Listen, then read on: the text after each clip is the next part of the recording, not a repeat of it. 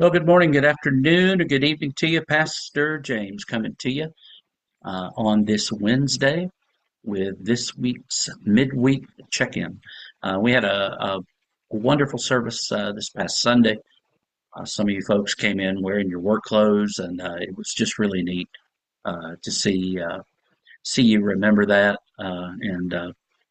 and still be able to wear them. Let the hearer understand. That's wonderful, wonderful stuff. It was fun. We were blessed with special music from Don Nichols Jr., a brother of Donna Nichols Peoples. And after the service, Don and his wife Pam and their grandson Tristan all made confession of Christ to me um, in front of the sanctuary on the piano side. And so what a rejoicing that is. And they will be coming back on another Sunday to be baptized. They expressed their desire for New Hope to be their church home. So that is certainly cause for rejoicing. So grateful, grateful, grateful for that. Good news for Shirley Thompson as well. I had a chance to communicate with Rita, her daughter, and she told me that Shirley is scheduled to go home uh, today around 11. So, what a blessing that is. So, I know she wants to get back home to be with Quentin, and I just encourage you to continue those prayers for the two of them, as well as for Delmar Gardens, who are going through a COVID outbreak. We have Sarah White, Cheryl Adams' mom, who's there, and Nancy Ginsey, Matthew Ginsey's mom, who is there. So just want to continue to pray for those impacted and that situation will clear up soon. And also Sandy Carter, our fourth member here at the church to come down with COVID in the last 10 days. Hoyt's doing better. Jimmy and Diane were with us on Jimmy and Diane Waltrip were with us on Sunday. So we rejoice that there's a return to health, but also continue to pray for Sandy as she works through COVID and looking for that negative test. Wanted to remind you of what's coming up this week. Uh, the prayer fellowship gathering, which was scheduled to meet yesterday, has been moved to next Tuesday. That's September 9 at 11:30. Had some folks who were going to be out of town and others who were dealing with illness, so they decided to move the meeting to next Tuesday at the Hibachi Grill there in Lawrenceville. So all members of that group, be sure I'm sure they called you and let you know, but just wanted to make you aware of that. Today at 10 a.m., we will have our in-person Bible study where we're going to be diving into the first half of 1 Corinthians 15, and would love to see you there. It's an in-person event only on Wednesday mornings. We start at 10 o'clock, and would love to see you come and jump in with us there as we begin Paul's lengthy discussion with the Corinthians about the resurrection. So hope to see you. Uh, this coming Sunday, our nominating committee will meet in the Faith Journey Sunday School classroom after worship to discuss the names that were turned in by you. So thank you very much for that. We're going to get together and discuss things like eligibility for the persons nominated. And then out of that meeting will come the list of folks who will be sent a letter by our board chair inviting them to consider this calling. So again, thank you for participating in that. And that is coming up this Sunday, right after worship. This Sunday as well, we're going to be playing catch up at 5:30, not 6. Those of you that have been coming to the Chosen, it's going to be at 5:30 this week instead of 6 because we're going to watch two episodes.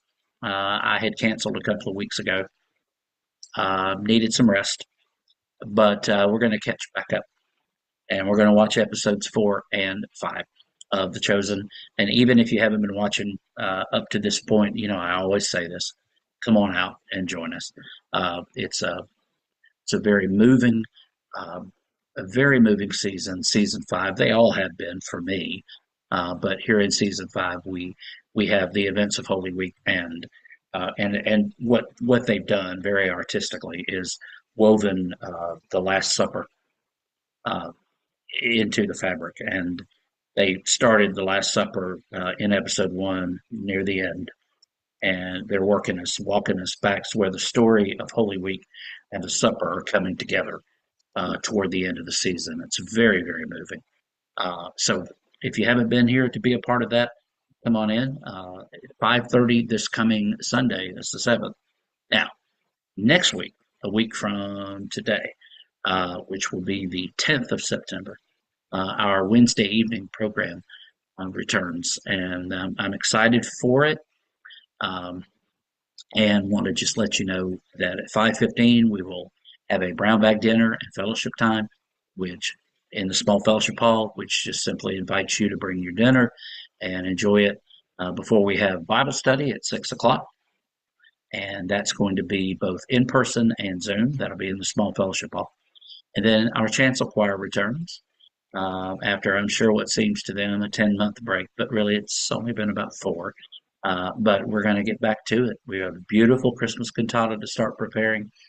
We're going to be learning some new anthems, and of course, we're going to polish off some that have been meaningful and worshipful in the past as well, especially as we just start getting back into it here in September. So I want to thank all the choir members beforehand, and I very much look forward to seeing you next Wednesday night at 7:10 in the choir room. Also, we only have one book left. Well, we've actually got some more coming, but we only have one book left for the Thursday morning theology with James, and that's at 11 a.m. on Thursdays in the small fellowship hall. It's available both in person and Zoom, and will be available to stream following the session. The Old Testament in 7 sentences. We're looking forward to that by Christopher J.H. Wright. It's a way of introduction into the vastness and the depths of the Old Testament. And I'm looking very much forward to sharing that with the group. If you're in that group, and I'll be sending out an email and making an announcement on Sunday, right? You need to read the introduction and the first sentence, the first chapter, for our first meeting coming up on the 11th of September. And that'll be next Thursday at 11 a.m. in person and Zoom. You can Zoom in. All you need to do that, if you've not been Zooming in or you haven't done it before but would like to, you simply go to our website, newhopedisciples.org, scroll down on the homepage, and there is a button there for it says Zoom here. Click that, and once I see that you want to come into the meeting room, I'll invite you and I'll let you in. So I won't invite you because you will be inviting yourself. Uh, so how many years have we been doing this? Still learning. But anyway, I think that's about it. There's a lot going on. Thank you so much. Of course, there's a whole slate of things going on with the Oakland Community Garden and the Garden Market. Please check that website for details on all of the great things that Jennifer has got going on over there. Don't forget tickets for barbecue that is part of our fall festival, which will be the second Saturday in October. They are available for you to sell or to buy, whichever works out.